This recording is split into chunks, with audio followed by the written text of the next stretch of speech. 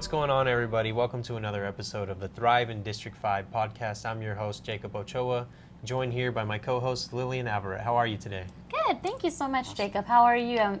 I'm thrilled to be here. I'm thrilled to be with everyone here in the audience as well. And let's not forget, here we have Supervisor Gutierrez. How you doing, sir? Yes, doing great. Thanks, Jacob. Thanks, Lillian. Super excited to be here today. Come back. So I'm glad I didn't scare you guys off, right? Okay, we're back. That's great. Right. Awesome. So we're here to talk about a big topic, homelessness. Can you give us a little bit more information? Pretty big issue. Yes, absolutely. But before we get to that big issue, I just want to say, wow, I love this mug right here. It just looks Look at great. that. Aren't you a left-hand? Yes, I'm left-handed And that's too, a left-handed mug. Yeah, and it's great. And the beautiful. setup too. I think we're just like upgrading each time. I don't know what's going on, but you know, hey, that's good. Well, next week we're going to be at the White House. Probably, right? No.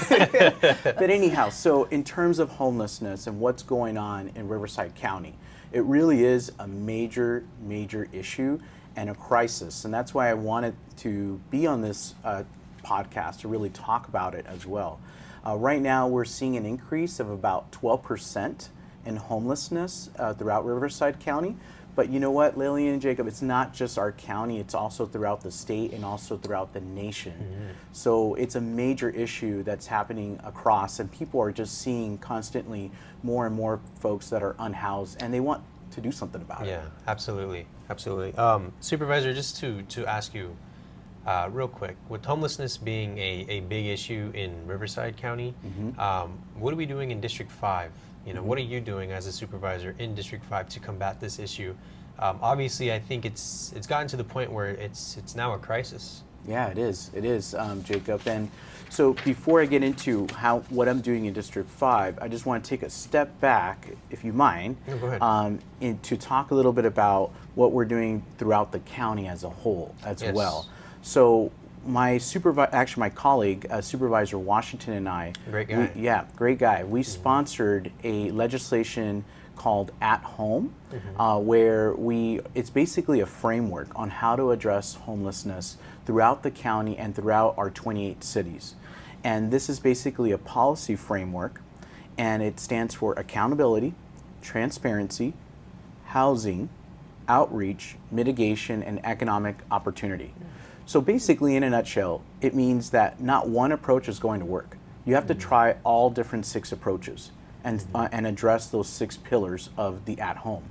So we're doing that throughout the county, but throughout the 5th district, we're also implementing innovative programs like Homeless to Work, our Housing Action Plan, and all sorts of other things as well. So with your Homeless to Action Plan, can you give us a little bit more information on how that works? Yes, so basically the Homeless Action Plan, the Housing Action Plan is a plan that the Continuum of Care really developed, and that's through the county. And then the Homeless to Work program, that's something that our office has really pushed. And this is basically, in a nutshell, Lillian, it's basically where we're providing jobs, employment to our unhoused, to our homeless folks. Yes. Yeah, so we always know you to be somebody who's very transparent, somebody who, you know, wants what's best for all of his constituents in District 5. You know, we get a lot, me as a field representative, I get a lot of questions regarding homelessness, particularly those around individuals who don't seek the help, that don't want the help, and, you know, are quote unquote checked out. You know, what do we feel about that? How do we feel, what's gonna work for these folks? Well, like I mentioned, you have to try different approaches. And sometimes with homelessness, it's not just that maybe they lack housing, they could lack a job, right? But it's also mental health. It's also substance abuse. It's a lot of other factors in their life. So we have to really get to the root cause to see what it is. And that's why we have navigators, and we have folks that actually a street outreach team that goes out to the homeless encampments and really tries to figure out what it is, you know, what is their actual issue, so that way they can address it and come up with some solutions. So it's not a one-step-fits-all approach. Correct. Got it. Got absolutely. It. So with the people going out there and helping them, is this the county helping them? Is this an individual group, or how do people get help? So the county's the lead agency in addressing homelessness. So what that means is the majority of the funding, about over 90% of the funding for homelessness, goes through the individual 58 counties, and then the counties either provide the services directly or they contract with a community-based organization like a nonprofit, right? So what we do in the county is we do a hybrid approach. So we do both. We provide direct services, and then we also contract out with some nonprofits like Salvation Army, CityNet, those types of organizations to provide that street outreach. What kind of jobs are they? Well, in terms of the Homeless to Work program that we're actually implementing in the 5th District, and by the way, I'm really excited about that because we're the only district that has the Homeless to Work program. Can you tell us a little bit more about it? Sure. What's Yeah, no, that? absolutely. Yeah. So, like I mentioned, it's about providing jobs to our homeless. And what those jobs are, they're part-time jobs in cleaning or beautifying a community. And so what they do is, for the first 90 days, we try to provide them that job. We give them wraparound services. We make sure that they're stable, that they have housing, all of those things, transitional housing at least, for up to 90 days. And then if they do well, we move them on to the next step. And we all know that, after 90 days, sometimes they just don't know what to do. What's the second step for them? Some people may be able to get up to the 90 days. What happens after the 90 days? If they do pass and if they don't pass? So the cool part, I can tell you, Lillian, is that I've done this program before. So I was a mayor for Moreno Valley for 7 years. And one of the things that we found is that we needed to have a step 2. Right? Kind of like a movie, like part 2, a follow sequel. up. Yeah, we absolutely do. So with this program, a new program called Employer Connect, that is the step 2. And basically, if they do a wonderful job and we can get them into housing, they are doing well and showing up to work, all of those types of things, then what we do is we move them on to the Employer Connect program, which is full-time employment, $20 an hour, for up to another 90 days. And so and that's with any business that we already have signed up. So it's not just beautifying and cleaning the city. It could be in a restaurant, it could be in an organization, anything like that. Yeah. So what you did mention, you have certain establishments or companies how does someone know which company or which establishment is offering this? So with the Homeless to Work program, the companies that we have signed up right now is Amazon and Waste Management.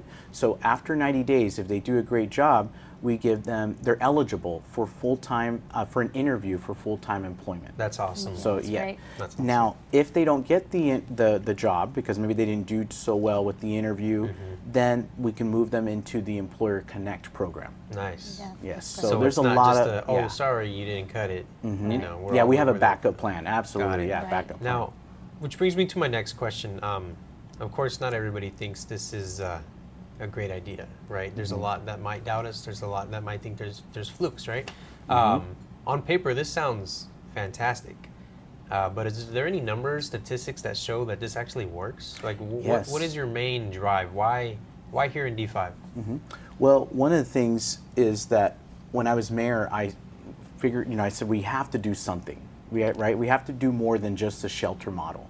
The shelter model is not working, right? I mean, you look at the major cities like Los Angeles, San Francisco, San Diego, where they've constantly just built shelter after shelter. It's just not working, right? So when I was at a conference in Dallas, I met the mayor of Albuquerque, and he was doing a presentation about the Homeless to Work program that he started there. So this program has been replicated in 77 cities and counties. It's research-based, and I was able to bring that program to the city of Moreno Valley. And guess what, Jacob? What's Within that? 1 year, okay, the homeless rate went down by 53%, and that's based by the county's 53%. yes, That's by a the lot. county's point in time count. So it wasn't Wow. the city that did our point in time count; it was the county's point in time So count. real time. So yeah, so it really does work. Wow. And so now That's I want more to than half, Lillian. yeah, Can you I want to believe- expand this Yes. throughout the That's district. crazy. Yeah. Lillian, I know we were talking about the role of the sheriff before this episode. Did you want to ask Supervisor what kind of role the sheriff's department plays within homelessness in our district? Because I know we were talking about it a little bit, but you can generate these questions a little bit better than I can. So. Yeah, so no. So And you're how doing does- great, by the way. Right. So how is the sheriff's helping along with this? You know, what are they doing to help the homelessness as well? So we work hand in hand as the Sheriff's County Department within the County of Riverside. And one of the things that the sheriff is tasked with, and so is the county as a whole, is public safety, right? It's something that, you know, we are constitutionally bound to make sure that we keep our communities safe. While at the same time, I think that we can also do that with compassion, right? With empathy. And so we have a unique program in Riverside County and in many of our cities as well within the county, where we partner with a therapist and a deputy, and we assign them and we put them together as a team, and then we take them to those hot spots. Yeah. Yes, and then we try to really figure out, okay, what is the actual issue, and then we provide those interventions to that person that is homeless. And that therapist is really there to really assess the situation and bring that compassion, empathy, and that mental health training that is really needed. So that's called our CBAT program, and it's called our Community Behavioral Assessment Team, CBAT. CBAT. Yeah, it's very innovative. Yeah, So I've here- actually seen that firsthand. It's really, really interesting. Yeah, so County of Riverside, I mean, I really got to say, as a county, we are really innovative, from mental health services to, you know, housing to innovative programs like the Homeless to Work. Well, we want to thank you so much for educating us today on the homelessness and what you're doing for the District 5 here.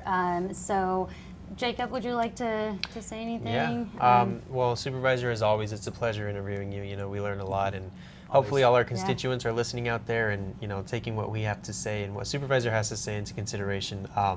You know, he's doing a lot to combat this crisis of homelessness in District 5, and we really appreciate all the initiatives you've taken. Thank you so much, and thank you for having me, Jacob, Lillian. We have a lot of resources on our website on rivcodistrict5.org. Residents can also go to rivco.org.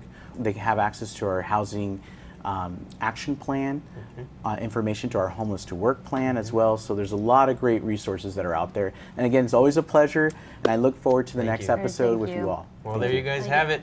And as always, let's remember to thrive in District 5. You guys take care. Bye.